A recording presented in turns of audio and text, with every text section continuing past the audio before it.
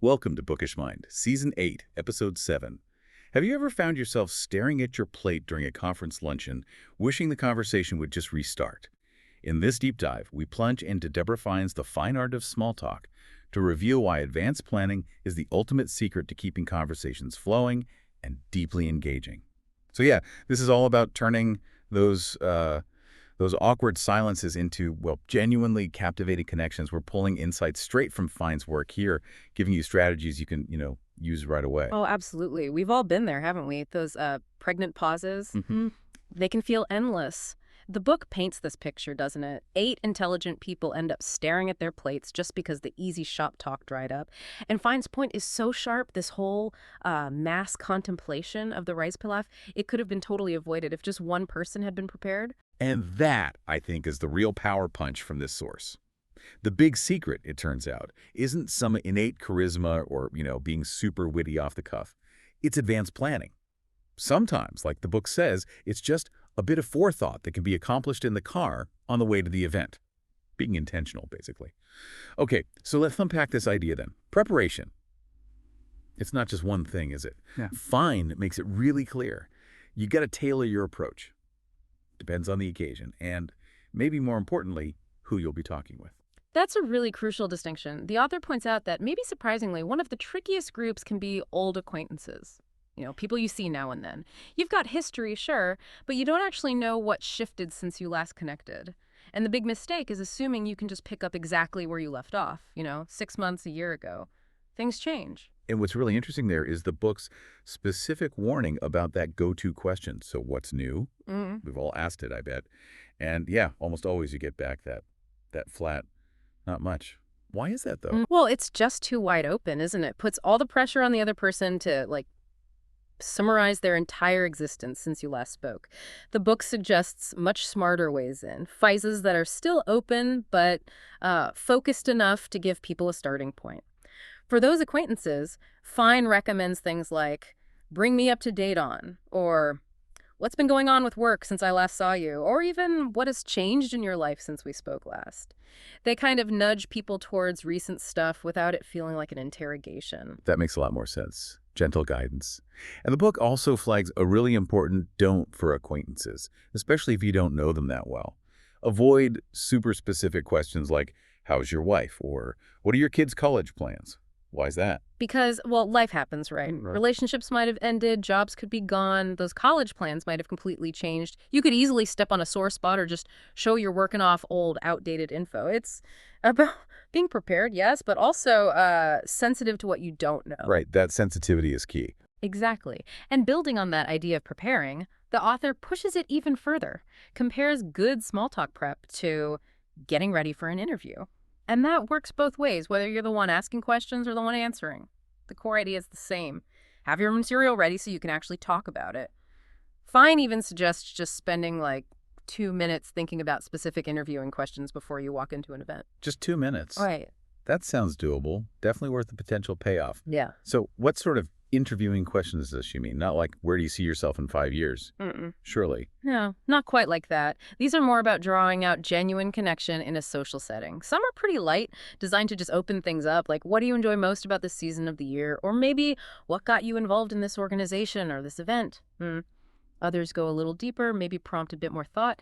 If you could meet any one person, whom would you choose? Or tell me about an issue that matters a great deal to you.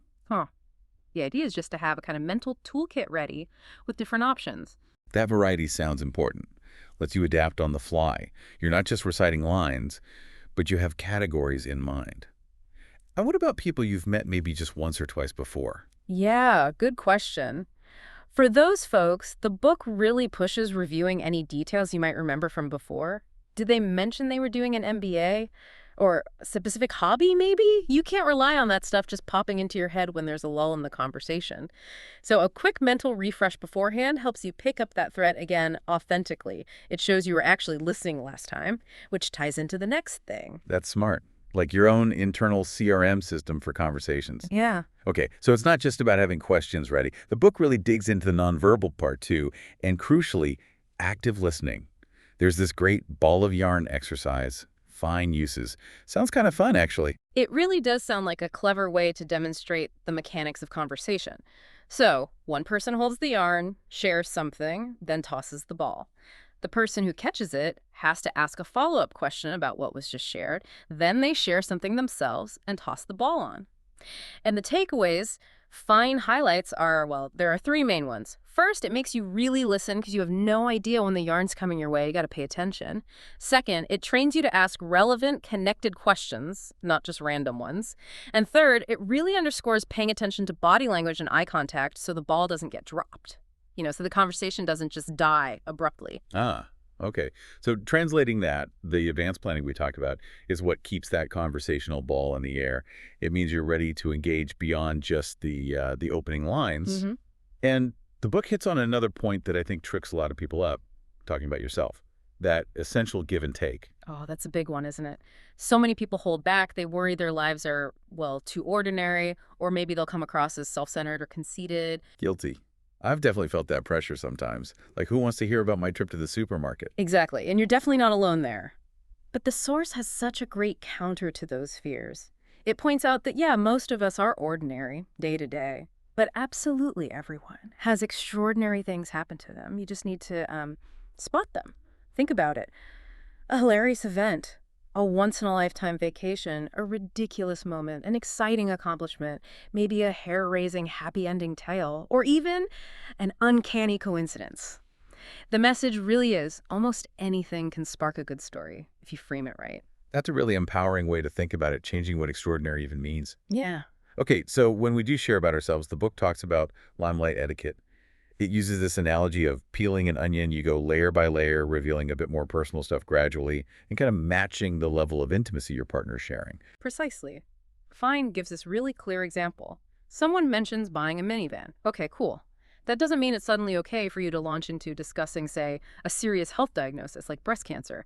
Unless, and this is key, the context makes it appropriate. Like if you're both at a Race for the Cure event, maybe wearing pink ribbons, then yeah, that topic might fit perfectly. It's all about judging the situation and the rapport you've built up, making sure your sharing fits. Yeah, context is everything. The author tells this great story about being at a luncheon herself, conversation totally dead, people checking their pagers, remember pagers. Anyway, clear sign things had stalled. So she jumped in with a story about a Club Med vacation in Mexico. Yeah. And this simple anecdote, she says, completely rejuvenated the conversation. Why? Well, three reasons. One, it gave people a connection point to her. Two, new topic on the table. And three, it prompted others to share their own travel stories. Boom, conversation back online. It really shows that sharing doesn't have to be earth-shattering. It can be about feelings, opinions on books, movies, restaurants, anything that offers a hook for others. But just as important as knowing what to share is knowing what not to share. Right.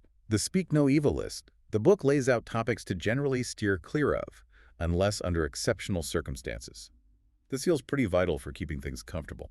Absolutely vital. The list includes things like stories of questionable taste, obviously, gossip, big no-no, personal misfortunes, especially ones happening right now, also how much things cost, usually best avoided, controversial subjects if you don't know where people stand, and generally health, yours or theirs, unless there's something obvious like a cast on their arm. The guiding principle is simple and smart. When in doubt, leave it out. Just err on the side of keeping it positive and respectful. Solid advice. It almost sounds like a game, keeping the conversation pleasant and moving. The author even uses another analogy, playing foursquare. The goal is to pass the ball among all the players and keep the ball inbounds. It highlights that it's kind of everyone's job to keep it going and maybe help out people who are a bit quieter. And one of the easiest ways to pass that ball? Compliments. It really is one of the simplest tools.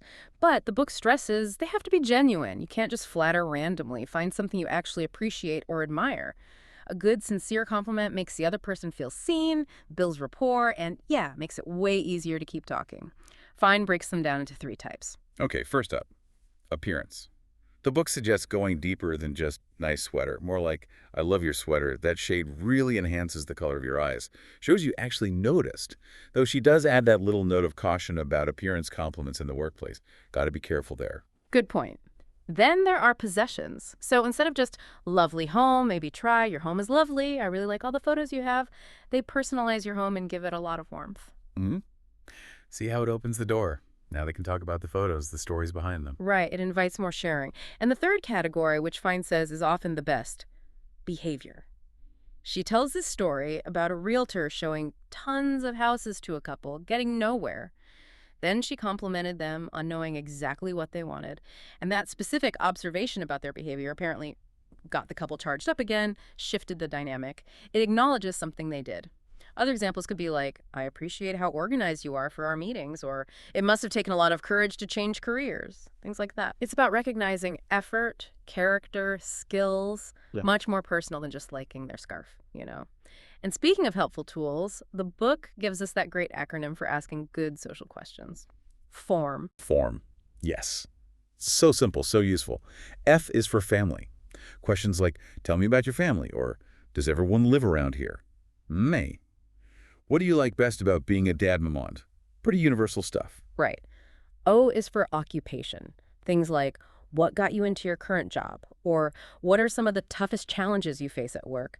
Or even, thinking bigger, how has the internet impacted your industry? Gets into their professional world. R is for recreation. What do you do for fitness? Or what kinds of things does your family do for fun? And the classic, what's been your favorite vacation? Always a good one. Taps into passions, hobbies. And finally, M is for miscellaneous. This is kind of the catch-all. Seen any good movies lately? What do you think about some current, non-controversial news event? Are you reading anything you really enjoy? These are great fallbacks, can work almost anywhere, and often uncover shared interests pretty quickly. Okay, so we've got preparation, listening, sharing appropriately, compliments, form, lots of tools.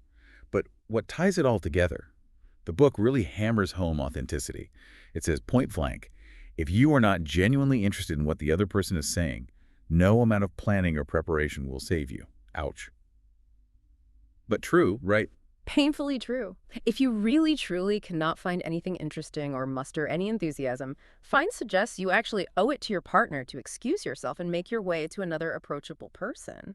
It's about respecting their time and energy, too. That's a strong stance, I but it think. makes sense. Mhm. But it's balanced, isn't it, with the idea of the march of progress.